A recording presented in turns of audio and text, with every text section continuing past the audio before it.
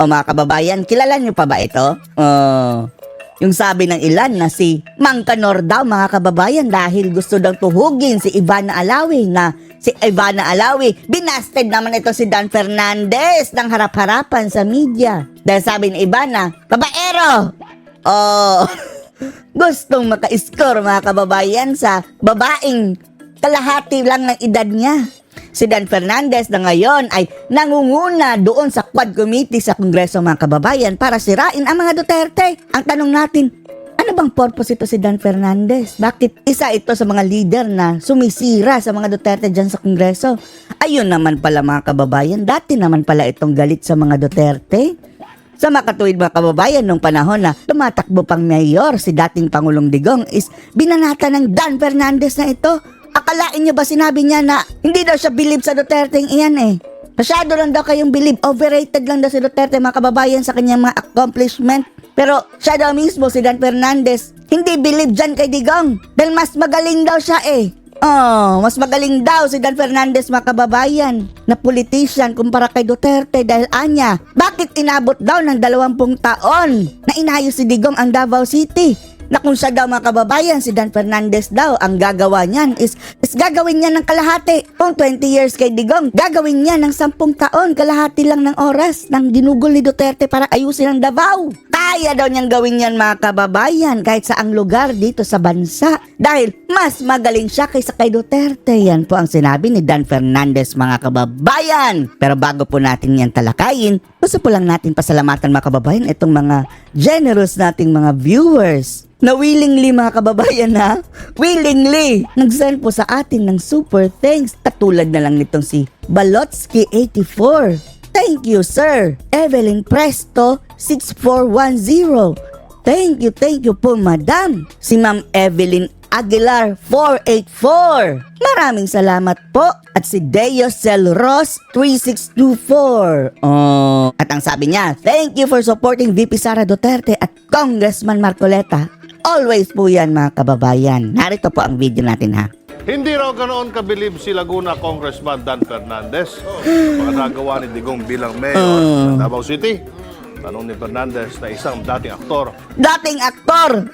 Na ngayon nalaos na mga kababayan na gusto magpasikat ulit. At vice-gobernador ng Laguna kung talagang mahusay si Duterte, bakit inabot daw na higit 2 dekada bago niyang tuluyan na ayos ang Davao City? Sinong may sabing 2 dekada umabot bago tuluyan na ayos? Kahit pa nung mga year 2000 mga kababayan, in-awardan na ng most peaceful city ang Davao City. Invento ka Dan.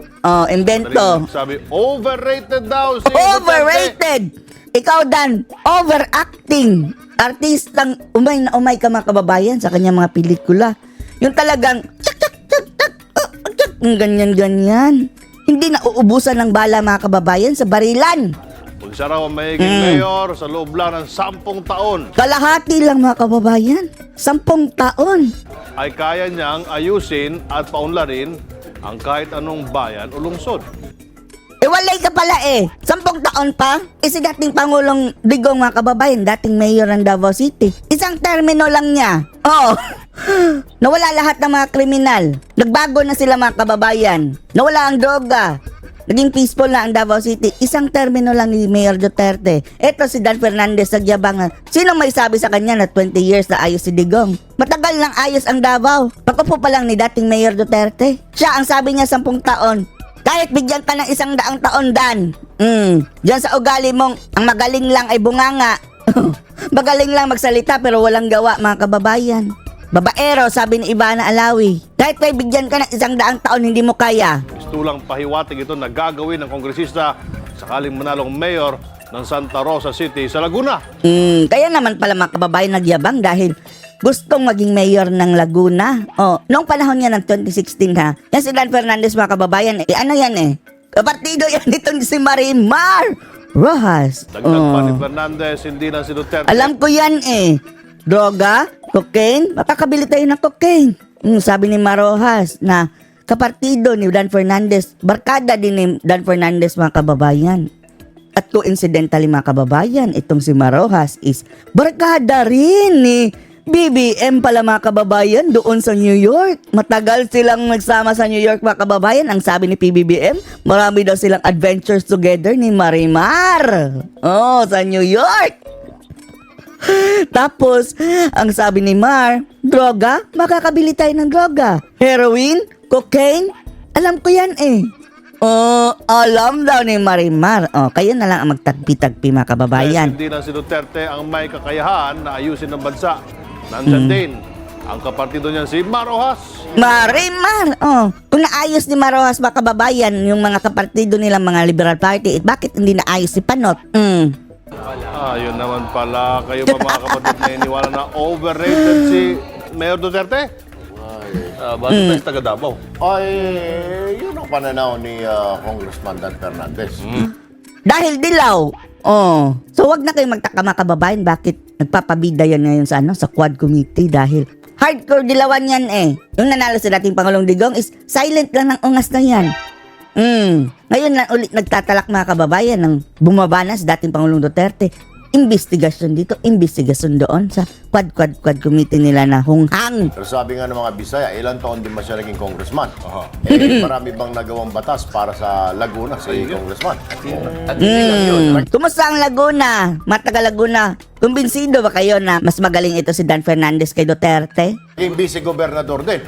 Ganun pa rin daw ang Laguna. Tapos na maging vice-gobernador si Fernandez. As if naman no na umupo si Fernandez dyan na lugmok ang Laguna. Dati na yung progressive ang Laguna eh. Pasalamat nga sila walang masyadong rebelde. Walang banta ng terorismo, hindi katulad ng lugar ni dating Pangulong Digong, dating Mayor Digong. Na bago umupo ang mga Duterte mga kababayan, sobrang gulo ng Davao City. Puta yan ng mga rebelde. Mga kawatan. Tinawag nga yung Nicaragua, Little Nicaragua. Dahil sa gulo. Pag-upo ni Mayor Duterte doon, naging peaceful ang Davao hanggang ngayon. Wala pa rin daw nangyari. Sabi ng mga Bisaya. Talagang nangangailangan ng Pero ang sabi niya kasi, overrated si Mayor Duterte kasi 2 dekada bago niya inayos. Pero at least inayos niya. Sino may sabing 2 dekada? Kayo lang naman. Oh. Si Dan Fernandez lang naman sinasabing 2 dekada. Unang termino pa lang ni Digong, maayos na ang Davao City mga kababayan dahil talagang seryoso siya sa pakikipaglaban dito sa mga droga at mga kriminal. Marami tayo mga political dynasties dito sa NCR region na ang tagal na nandyan, wala pa rin nangyayari sa lungsod nila. 2 dekada, not too bad. For me, is it a bad time frame for you to fix a city? I don't think so. Hindi naman inabot ng 2 dekada. Oh, correct.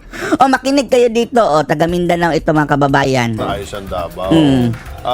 As far as I can remember, noong mga 1990s, 1990s pa pala. 1990 mismo, May award na yan Davao City na Most Peaceful City and Best LGU in the Philippines. Nag-uusapan na. Napakalinis mga kababayan at matiwasay.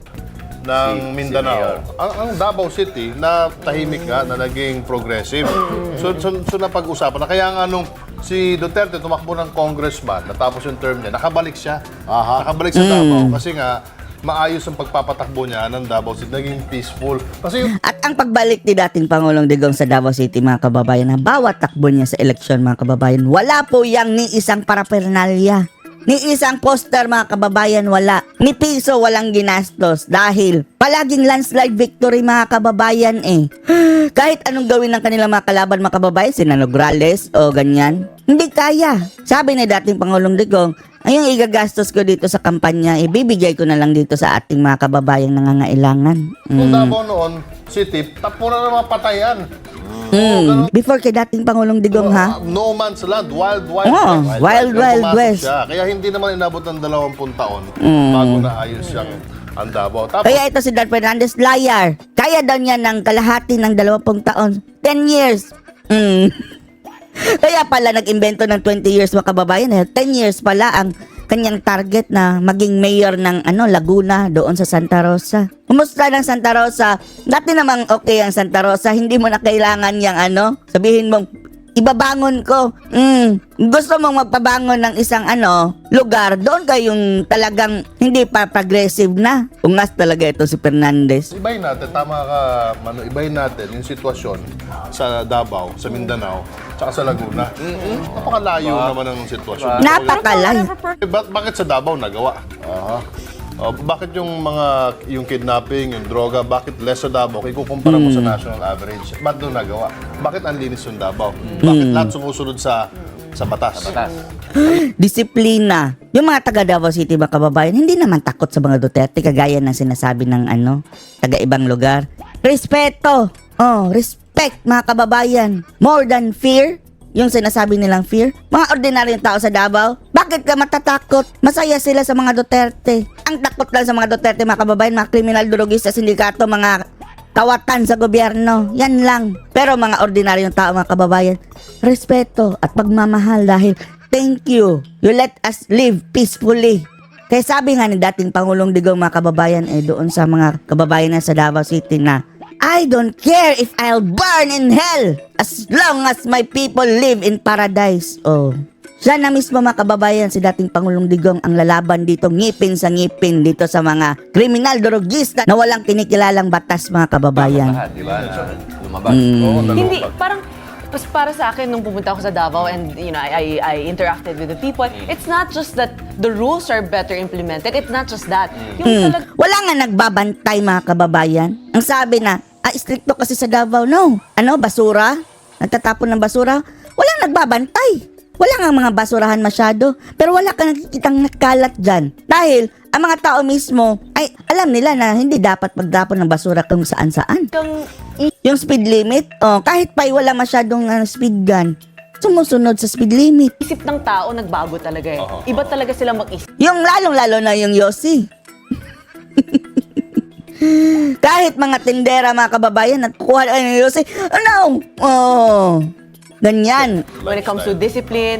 Diba kahit yung kaibigan ko nga, kakababa lang sa eroplano, lumabas ng airport para manigarilyo, talagang kulang na lang itakal siya ng 10 tao. Kasi putik niyang itapon yung... Para may tumatakbo. Ganyan. Kulang na lang may slow motion na ganyan eh, di ba? Wala namang nagroronda na na nanguhuli. Pero common knowledge yung mga kababayan na dapat gawin mo kung ano ang obligasyon mo bilang citizen. Ano masasabi niyo dito, mga kababayan, na sa pagmamayabang nito si Dan Fernandez na mas magaling daw siya kay Duterte? Kung ano ang nagawa ni Duterte, gagawin niya ng kalahati ng half the time. Ano masasabi niyo dito? Post your comments below.